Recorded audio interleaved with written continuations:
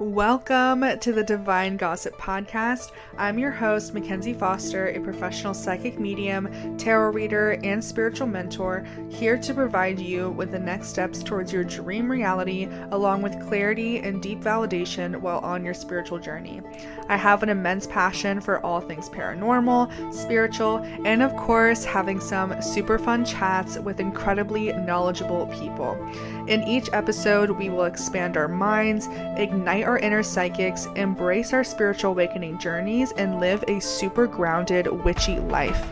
I hope you learned something new in today's episode. Okay, hello, and welcome to Divine Gossip. Today I have a very wonderful special guest that I just met myself, Barbara with, who, correct me if I'm wrong, you're a psychic channel, right? Yes. Wow, that's really freaking cool. Do you have any social media? Because first of all, I love that if you don't. I do. I have a lot of different stuff. My main conversational page is Facebook at Barbara With. Oh, okay. I Okay. also have Einstein and the Party, and then the Psychic Sorority Facebook pages. Okay. And then I have an X account with the Psychic Sorority, Barbara Within the Psychic Sorority, and a Instagram account. And Yay, cool. Okay, I'll link all of that because I want everyone to find you. Can you give us a rundown of who you are, what you do, all that? yes, okay. I am a psychic channel. I've been doing channeling officially like that since 1987 when I started to automatic write. Mm, And but before that, I was a musician, and I still am a musician, but I started writing music very young when I was 12. mm, And by the time I got out of high school, I had a couple sets of original material, and I went out on the road. So that was my first uh, and only thing I ever wanted to do was to be a rock star. And mm, but so I saw a channel when I was young in high school, just out of curiosity of a friend. I wasn't looking for anything. He just said, "Come see what my mom does." And it's like 1969, right? So it's even before there's anything you can bring to record with, you know. yeah, yeah, exactly. So I knew what was happening when I started to automatic write in 1987, but Mm, it was still sort of shocking to me. And she always just said she was like a giant antenna. mm, Like she just would pick up your information and be able to talk to your mind. And she never remembered what she said, but it was always so loving and self-loving. And I mean, there was predictions in it, but it was really more about ways um, to live a better life, to thrive, and to self-love. mm-hmm. So, so that was sort of my background, and then I wanted to do groups one Mm-hmm. time. What would this voice say?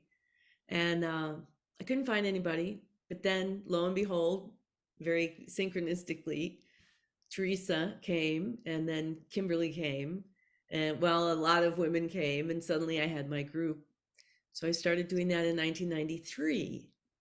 The three of Okay. us began to organize these groups. And in the groups, they asked, "Who are you?" And they said, "You can call us angels." Love that.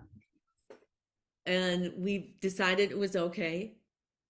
We didn't really know what that meant truly. Yeah, yeah. But what they were telling us was so divine is how we felt about it.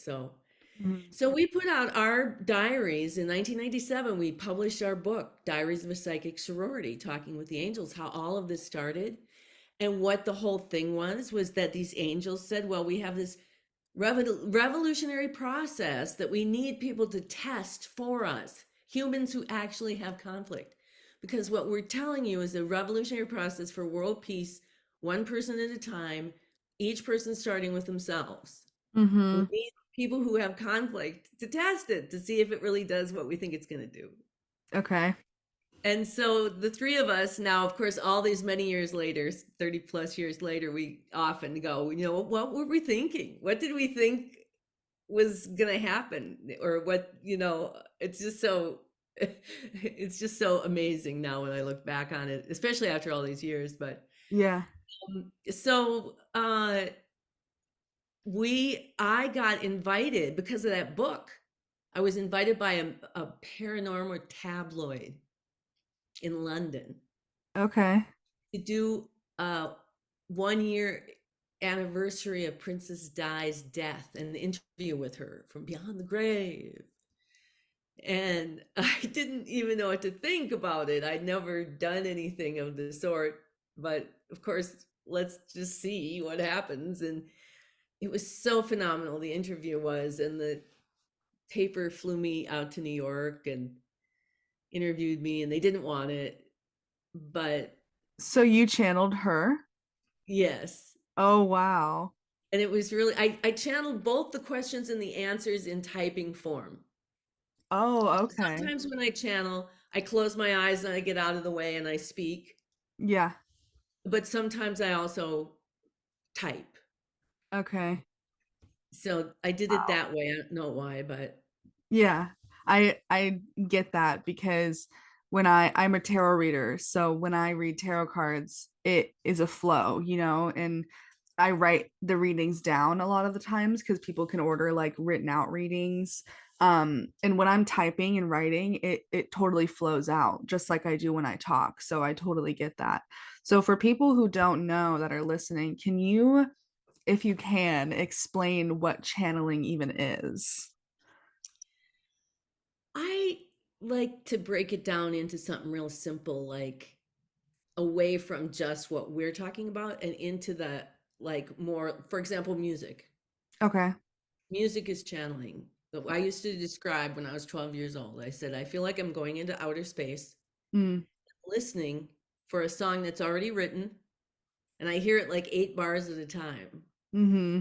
And then I have to come back into here and make it into words and melody and rhythm and all that stuff. So that's channeling. It's like going Mm-hmm. into the nothing and pulling something out of it and making form or function of it. Mm-hmm. Yeah. And I've listened to a scientist talk about doing math. Brian Greene, he's a string theorist. And he describes it just like that. Like I go into the nothing and I listen for the something and I translate it into the. So we all do it. Yeah. Yeah, that was my next question is I used to know a channel and she channeled what's called the Arc 9, the Arcturians, the and ET extraterrestrial aliens is when she called them the Arcturians and the Arc 9. And they would come into her body and she would speak as them. Like her voice would change for sure and her face would kind of change a little bit. And I saw this in person and I've always wondered if anyone can do that. Can anyone channel? Well, I think technically, just like can anyone sing? Well, anybody who can make noise here can sing. Yeah. Uh, why some people have a penchant for it, I don't know. Like people used to say, well, you're just such a natural musician. It's like, no, it's because I had this passion when I was 4 years old to climb up onto the piano and start to teach myself. And then I couldn't play enough. And if you had played this much, Yeah. you Yeah. have to say, but why you weren't drawn to it either. But go back to the Arterius. I just was part of the Arterius Society, which is the same idea that Oh. there's these extraterrestrials who came to this guy named George King in 1954 and told him he was going to be the channel for this interplanetary parliament. Oh And there's a wow. whole society called the Aetherius Society around the world Oh based wow. on. And when I landed, I'm in the UK right now. And I just got here in the end of January. And when I landed, I met this woman. I'd been on her podcast, Deborah Littleboy. And she came up and it was Dr. King's birthday. So I was part of the ceremony. I got to go see the temple where he channeled Jesus. And then they had this incredible ceremony for him. So I just think it's so wonderfully synchronistic that you mentioned the Yeah. Arterius. Yeah, yeah.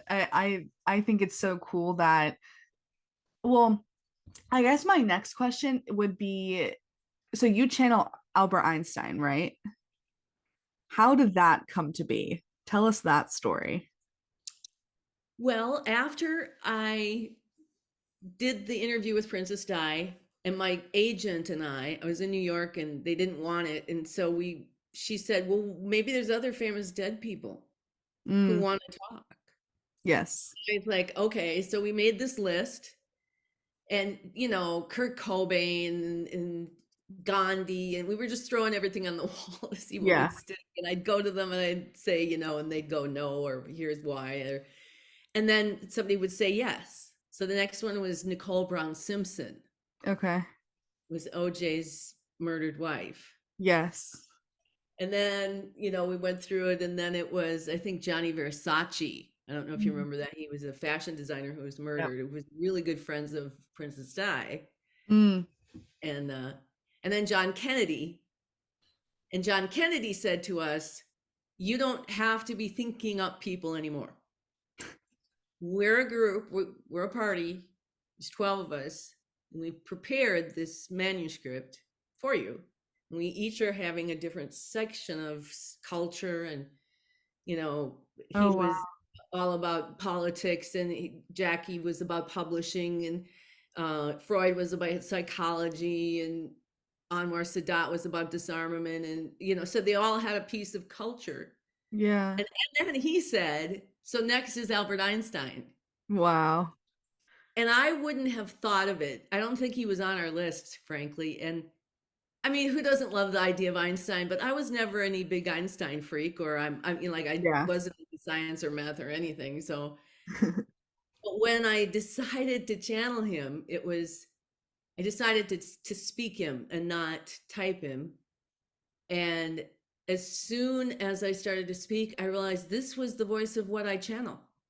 Oh, This is it. This is the voice. And wow. what's interesting is I had this weird little accent that I couldn't ever reproduce if I wasn't channeling. People Mm, used to tease me about when I tried to, I just couldn't do it. And one day, before I even thought about Einstein, I heard this voice on the television. I thought, that's that accent. What is it? And she turned out to be Yiddish. okay. So if you go listen to sort of a Lydia Schild, so that's what his voice when I was channeling him had. But that voice went so far back from my whole life, from music, from my first when I spontaneously automatic wrote. Wow. Um, so I became enamored because of that. Yeah. And then I decided in 2005 that I would do a little tribute to him because it was the 100-year anniversary of E equals MC squared. Oh, okay. So I was living in Charleston at the time, and I did several channels, group channels, and I sat down to edit it, and I had no idea what he was going to say, what it was. Didn't it's not preconceived. I just channel. Yeah. But what it turned out to be was he was delivering to me a unified field theory, which is something that he couldn't do while he was alive.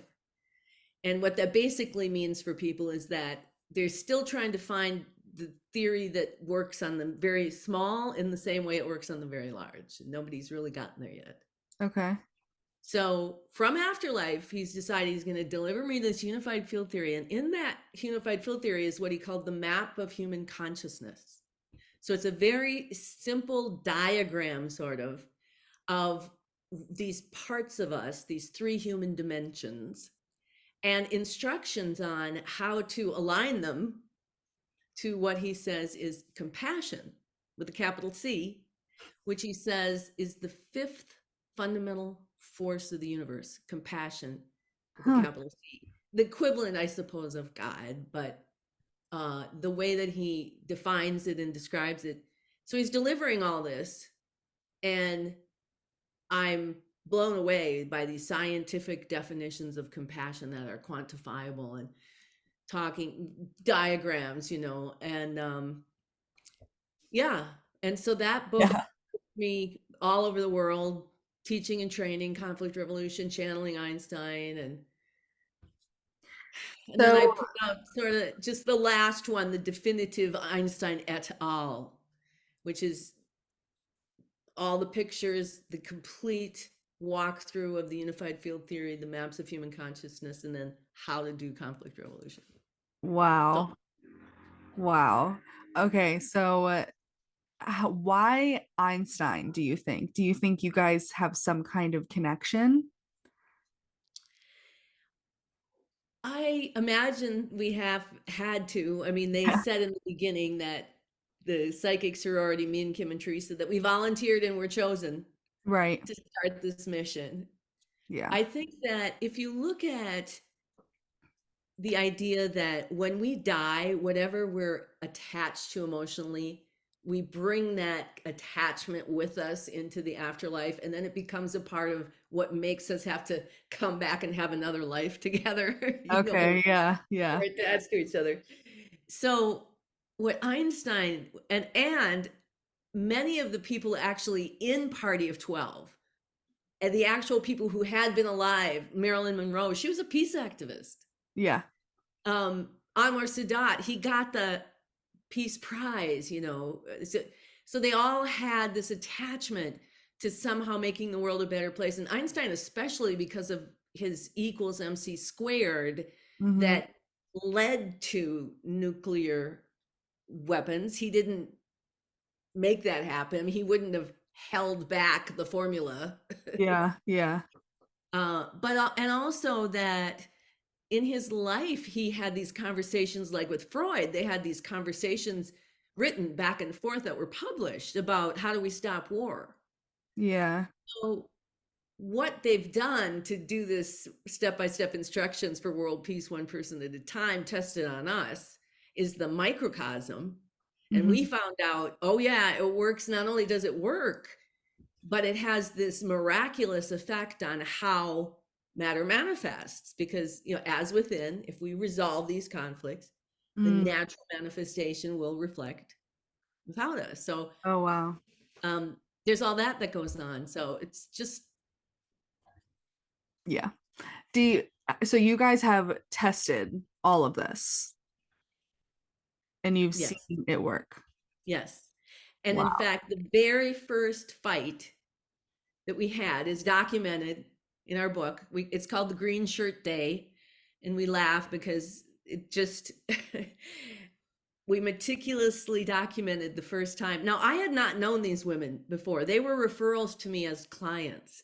They Okay. were best friends to each other Okay. and had met in Lamaze class Okay. and had kids together. So we didn't really even know each other, and we're having all this tension and oh, we can't get out of it, and it's starting to escalate, right? Well, you did this, and you did this, and this, and this. I was like, we had just channeled. It was called conflict resolution at the time, but what it said was, I said, let me go get the transcript and let's do what they told us we should do. And Yeah. everyone was like, okay. So I read, if you're involved in a conflict, your root of your part of it is within you. Yeah. And it was that simple of a reminder to us. And we all just stopped. And I think we started crying. Mm-hmm. And I could come back to the table and go, okay, yeah, here's what I can do better. Yeah. And Kim could do the same. And it just shifted everything in ways that were deeper than just happened at that table.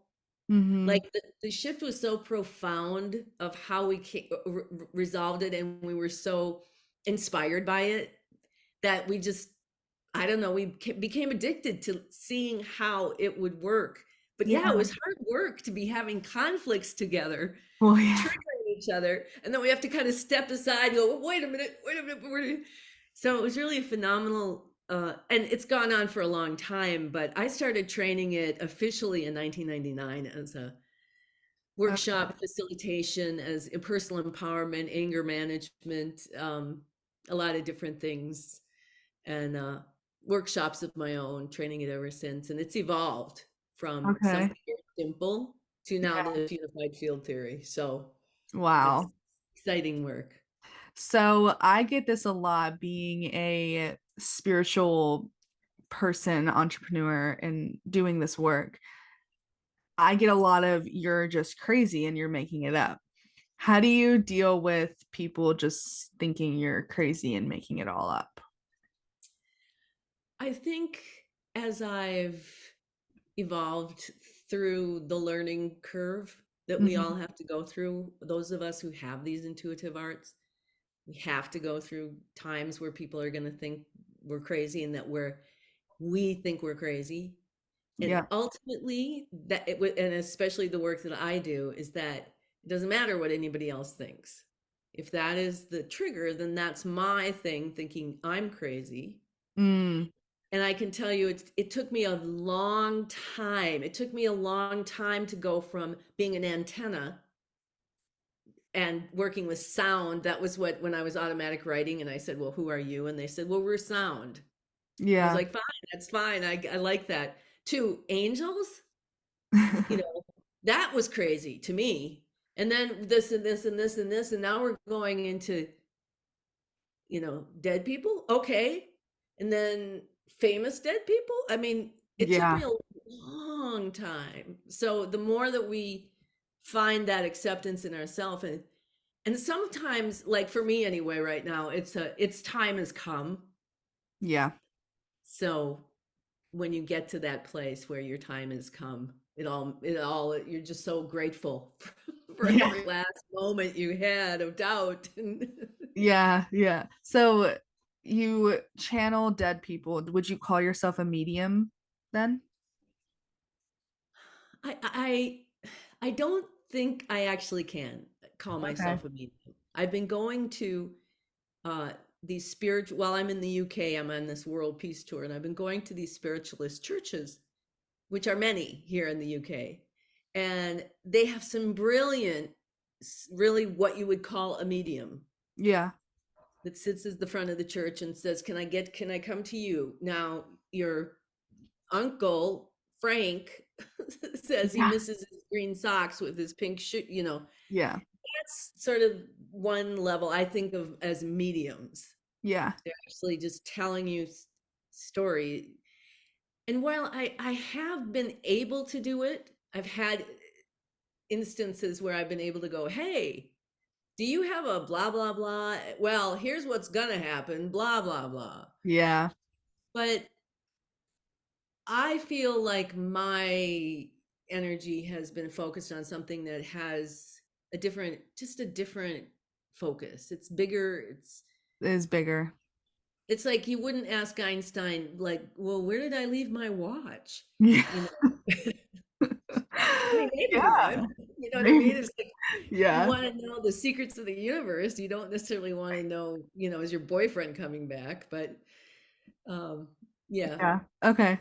So my next question is, and I get this as a lot because I am a psychic medium, so I talk to people's passed away loved ones, and I get that evidence like, oh, did they die this way? Did they, And I also believe in reincarnation, and people ask me this question all the time of like, how can you talk to a passed away person but then think they reincarnated? Like, if you're talking to the spirit, doesn't that mean they didn't reincarnate? So, what is your opinion on all of that, like reincarnation and stuff?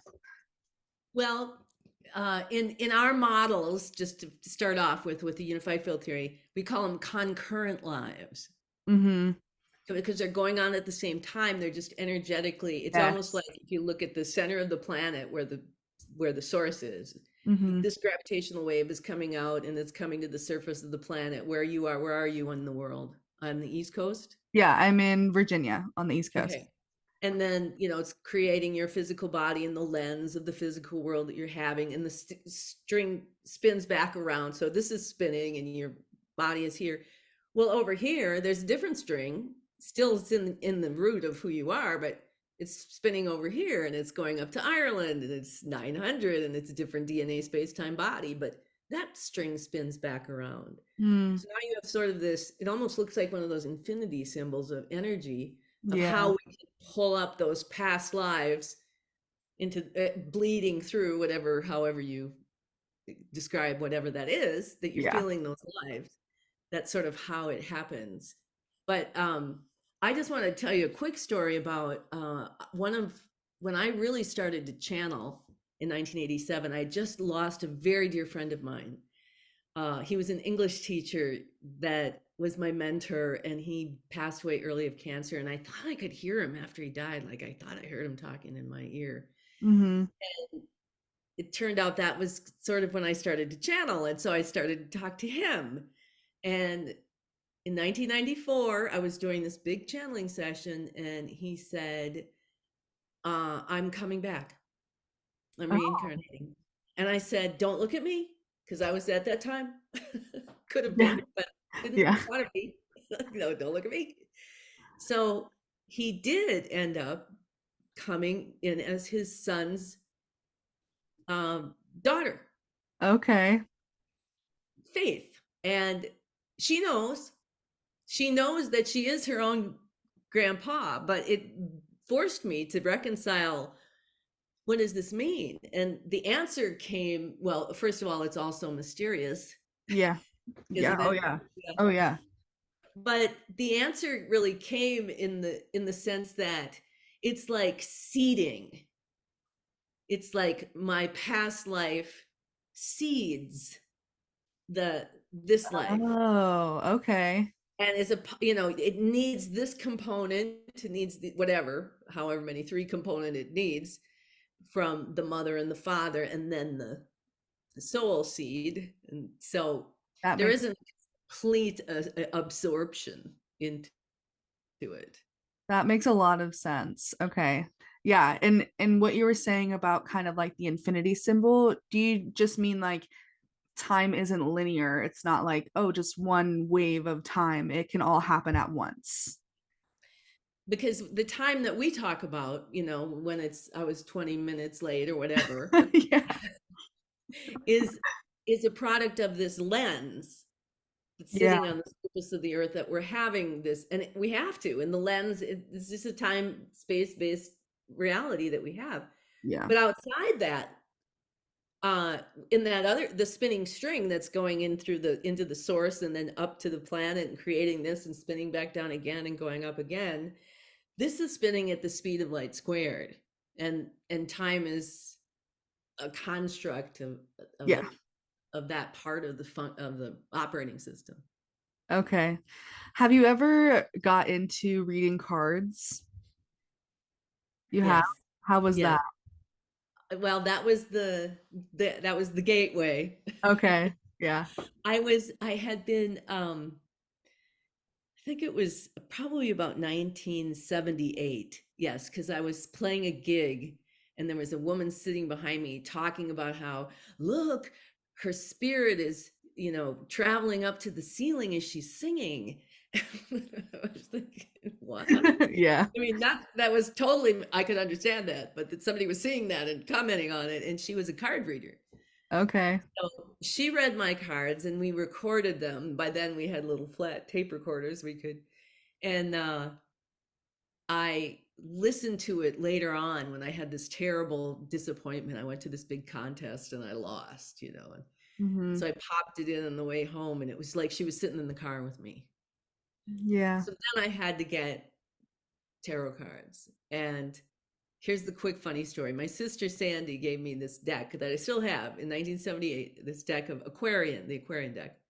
Okay. And at some time along the way, I think it was probably about 1972, I'd been reading cards obsessively, just reading them, and I'd write them down, and then I'd study what happened and what I thought. You know how it is. You're just like, what?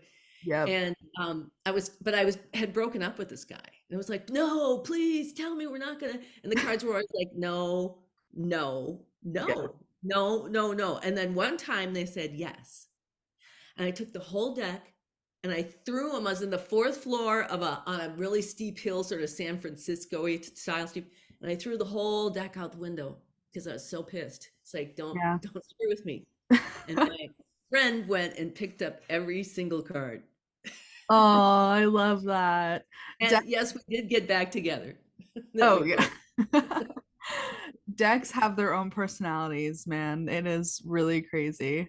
isn't it? I mean, they are. It's Yeah. just, I have a question. So since you are a channel and you are constantly like, well, maybe I'm wrong, but you're channeling like up here, right? Like it's coming down and kind of into your body. Does that make sense?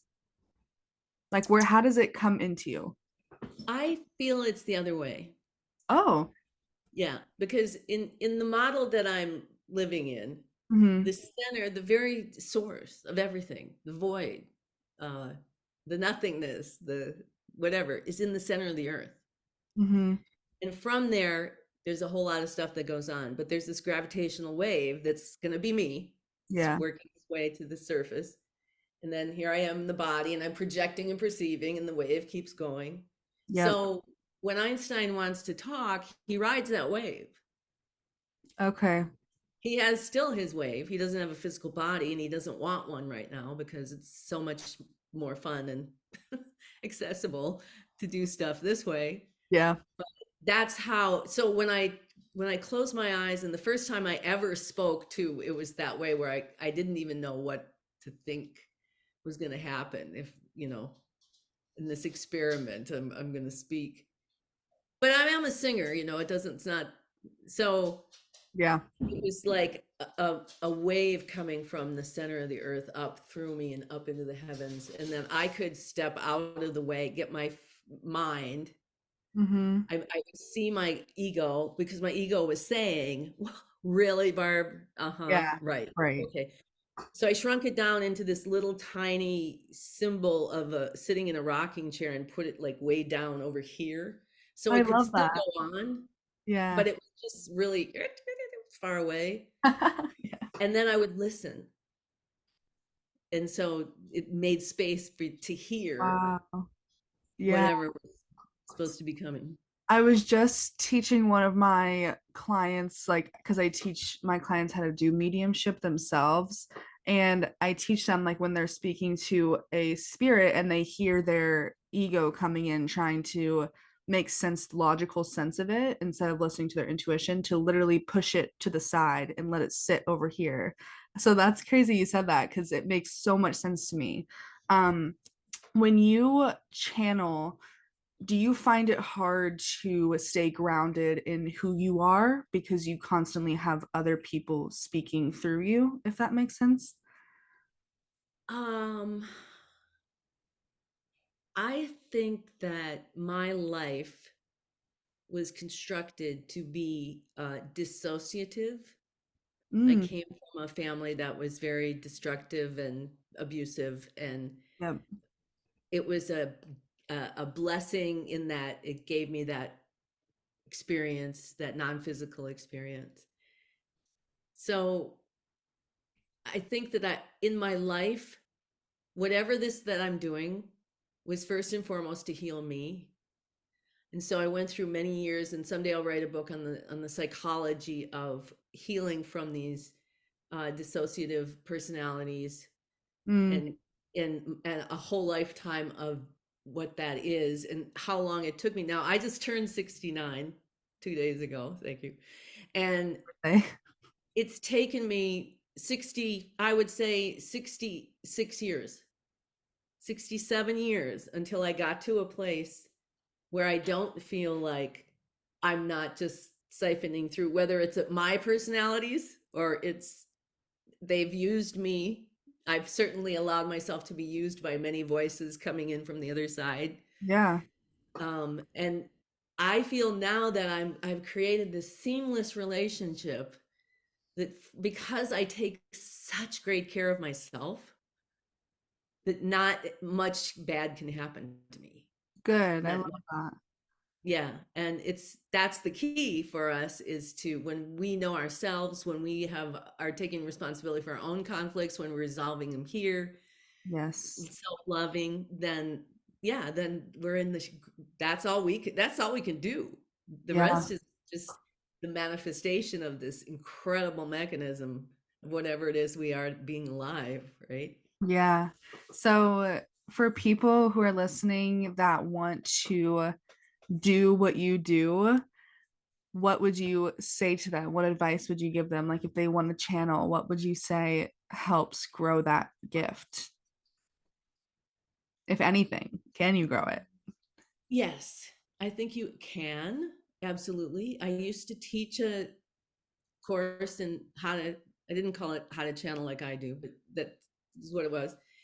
And really, because innately, if you're talking about these three human dimensions that we work with in this map, that they're like our spiritual organs. One of them, right in the heart center, is intuition. So we Mm, all have intuition as a part of the fun, like we all have a heart, we all have a kidney. yes. Well, we don't all have Yes. kidneys, but yeah. So intuition, understanding its form and function, what it's supposed to be doing, how it functions within the emotion, which is the first rudimental kind of primordial soup of creation, Yes. coming up to impel us to take the next most advantageous step for the good of the whole system. And it gets to the intellect. The intellect has the ego, and it has the electromagnetic capacity to be the part of the operating system that when your intuition says turn left, it's your intellect that will either say okay and then make the hand grab the wheel and turn to the left, or will say, oh, I can't turn left, I have to too much to do and I have to, and then turn to the right. So Mm, this is the part that has that power to say yes or no to basically the voice of God within us telling us the next most advantageous step. And Einstein says this is where all the root of all conflicts lie, yes. between the voice of intuition telling us that and the intellect been given this power. So the more that we learn what does it mean to align to compassion Mm-hmm. and how to get intellect into the flow of what its job really is supposed to be. We don't want to destroy it or hurt it, but it's just not in charge of everything. Yeah. And if we can train it to do what it's supposed to do, which is to listen to what intuition is telling us, to understand what that means, like how does that convey? That takes a lot of study of self. What does that mean? Yes. Intuition. Now, I always give people an assignment where I say, pick a time where you don't have to be anywhere. Pick somewhere you don't know how to get to and go let your intuition and see what that means. How does it feel in your body? What's going on in your head? You're listening to yourself go, well, I'll never find it. I have to do that. What are you going to do about those voices? So you have to work with yourself. But Absolutely. that's the exciting part about it all is it's real life.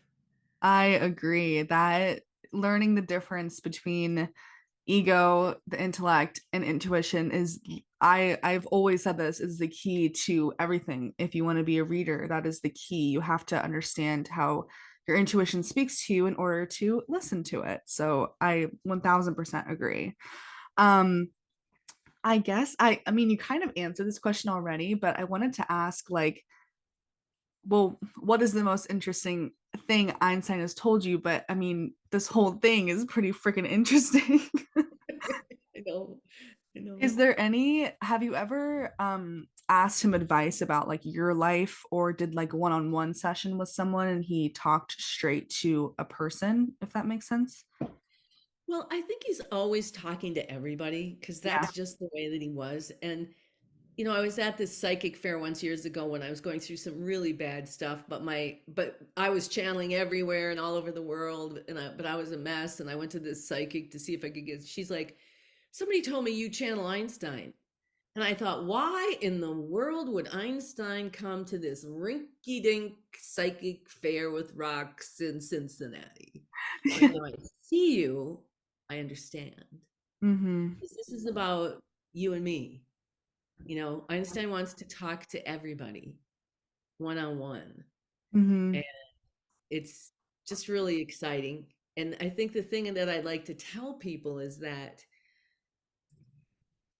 I have been doing this obviously a long time, and I have never been so excited in my whole life to meet people like you. I call you the young people. This I've had I was on Amy's podcast the other day, and she's probably, I don't know, in her mid 40s, but she says, God bless you for calling me young. It's like you are young and you're young and you're getting it. Everybody's getting it all the way across the board. Uh, the whole generations that you get it, you're excited about it. And I'm like, the kids are all right. We're on the right pathway. We're doing it. And I have to say, I did a big group channel a couple months ago where they were talking about when you see the results of this work, you can't go at something like, you can't look at how many people died in the Middle East. Now I'm going to do this work and that's going to change. You can't do it kind of like that. But when you do it, they tell us, pay attention. Pay attention to how things are shifting. Maybe not giant size like the whole world said peace, but you're hearing more talk. You're seeing more people being less subsumed by propaganda. You're having more truth come out. You're seeing more things that should be defeated. You Yes. know, greedy stuff like getting exposed, and you see. So that's what I'm seeing. And my job, I feel like, is to help people learn how this propaganda is keeping them in this, because the propaganda in our heads, that tell Yes. us we can't do this, or, you're just crazy, you're just making this all up. How we free ourselves. Conflict revolution has always been about that. Yeah. So now its time has come, and I'm just so excited. I'm just very excited. So Me I'll give you the floor. too. Yes, I get that. I get that. Um, who's the funniest dead person you've talked to? Oh gosh. Well, there's personal friends of mine who passed away who are hilarious, but I think Einstein might be. I was gonna ask if he's funny. He's not just funny, but then, he has this power of it because it's kind of the party, it's not always just Einstein, it's the party. And then Right. the party has grown enormously since 1998 when I first was channeling the party. So, but he himself he'll tease. Yeah. He in the beginning when we didn't know it was Einstein and when he was just, the angels, and he mercilessly teased Kim about, well, how come, she said, well, who are my spirit guides? And he said, you have a mummy. And she'd say, well, why does everybody else get like a living person? And he said, well, don't you think a mummy at one time was a living person? What's my blind spot? Well, you'll never see your blind spot. Well, Oh, that's anyway, funny. I love that. So he's told you guys confirm that we all have spirit guides. yeah. Oh, love Oh, that. Okay. Does everyone have at least one? there's just really a whole host Okay. of guidance available. Yes. But yes, there's always a, and what's interesting is that if you get into the kind of the unified field theory of things, Yeah. and that these spirit guides sometimes are just the bigger part of us. Yes. Yeah. So you really can't not have one. I agree. Yeah, there's always your people call you your higher self and all of that. There's always that. So what are your future goals, aspirations with this work? Where do you want, what do you want to accomplish? Well, I am currently on a world peace tour, Oh and wow. I left.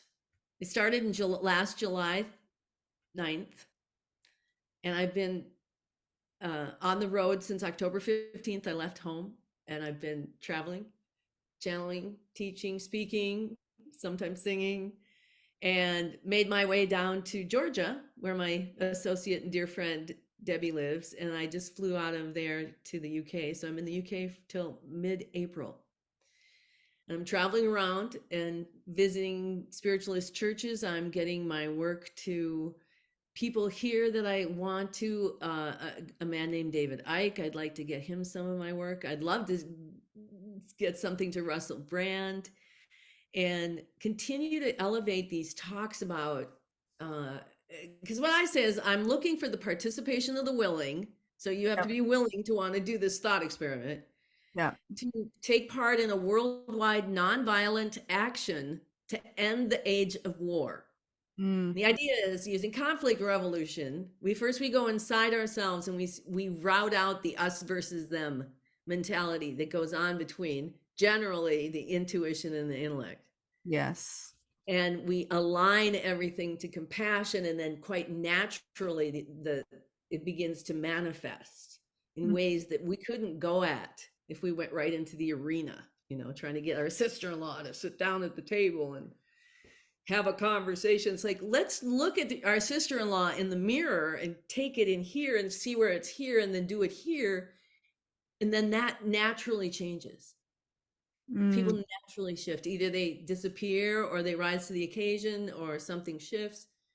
So that's what I'm doing. And like I said, I just turned 69, and if I'm as old as my mother or father, they both live to be in their upper 90s. I've got a bunch of time ahead, but this is the beginning. And so far, I'm just overwhelmed at how great everything is going, and looking forward to what's going to unfold as I move ahead and just continue to do this wherever I'm Yeah. called. I mean, you're incredible. I'm so excited to see where you go. Um, it's interesting you say that because me and my mom are having fights all the time right now, and I'm currently not speaking to her because we hurt each other so bad, and that family drama. You're not the first person who's told me look inward first, and then everything will, shift accordingly. I don't know if you've ever heard of Dr. Sue Morter with the energy codes.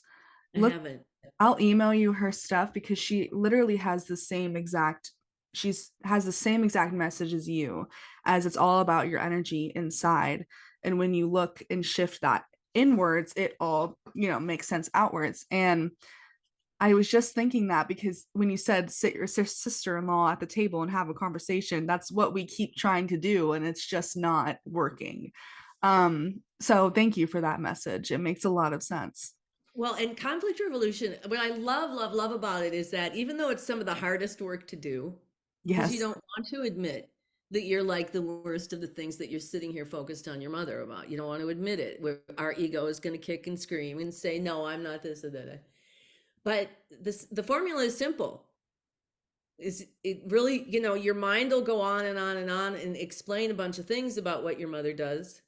But if Mm-hmm. you boil it down and get it into a couple sound bites, Yeah. whatever. I'm just making this up. She doesn't respect my time, and she doesn't really have any empathy for my physical condition. Those were a couple sound bites I had. That's my work. Yeah. Wow. Yeah. It's so simple. And what's cool is that what I can see is your mother and you both being able to do conflict revolution and go, wait a minute, let's try this. Let's just try Mhm. to see, because I have the last book that I published was Conflict Revolution, the workbook. And it's a parboiled down version of just doing conflict revolution without the unified field theory and the maps of human. I mean, they're in there, but it's a much simpler way to just tackle it, understand the different components of how we're going to deal with emotion differently, why we don't want emotion to marry to thought, because that's part of what makes reality, right? When an emotion comes up and marries to a thought and we project it. Yes. Give it, I see when we do it, we each take it and we do it. And now it's all about you. And then your mom, it's all about her, right? So it still gets to be all about yourselves Yeah. I without love. being about each other. Yeah. That'd be a great experiment. I would challenge you and your mother. I'll give you the books. Okay. I'll Okay. send you the books and you guys do it. I would love that. I was just about to say I need to freaking read your books because they sound incredible. Oh my gosh. How many books do you have? I have six Okay. of Wow. this in this library. I have other books that aren't pertinent to these spiritual things, but Gotcha. Okay, yeah. cool. Well, Yeah. thank you so much for all of this amazing information. Where can people find you and hear your voice again? BarbaraWith.com. And then also Synergy Alliance LLC. That's really the big website that has everything. Barbara With is more, I'm just right now putting up a new column or a new blog on barbarawith.com about It's called Breaking Formation, Mm, and how we can break out of the propaganda that's been rained down upon us in this day and age that we live in. yeah. And so, Awesome. yeah. Wow. Thank you so Thank much. you. This has been so amazing. You are full, jam-packed of so much wisdom. I could listen to you talk all day, really. Oh, well, thank you so much. And thanks for having me and have me back. Of course. Yes. And stay in touch. Okay, I will. I'll find you on Facebook. I for some reason thought you had no social media, and I don't know why I thought that, but Huh. thank God you do. No. Yeah. Okay. Barbara with on Facebook. Okay. I'll link everything in the show notes. And thank you all for listening. Please go find Barbara immediately on everything and connect with her and say thank you. Um, okay. Bye, guys. Thank you. If you enjoyed today's episode, please make sure to rate and review Divine Gossip on whatever platform you listened in on. Head to the MackenzieCollective.com to work with me further. If you have any questions or have any topics you want me to cover or any guests you want me to have on, please email all of that to info@themackenziecollective.com or go to the episode description to fill out my Google form. I love you. Thank you for listening. See you in the next episode.